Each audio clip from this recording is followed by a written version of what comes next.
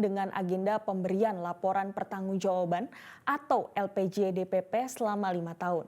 Sidang sendiri terbagi menjadi 3, yaitu sidang Komisi A, B, dan C.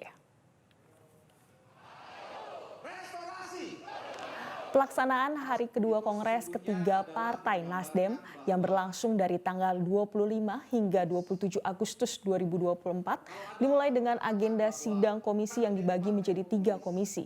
Ada beberapa agenda yang dibahas. Pertama, di sidang Komisi A membahas mengenai penyempurnaan ART, sedangkan di sidang Komisi B terkait dengan rekomendasi, dan di sidang Komisi C terkait dengan program dan aksi.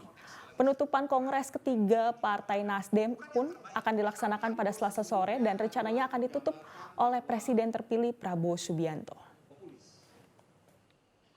Kalau ada orang mengatakan bahwa menjadi partai populis, jelajahi cara baru mendapatkan informasi. Download Metro TV Extend sekarang.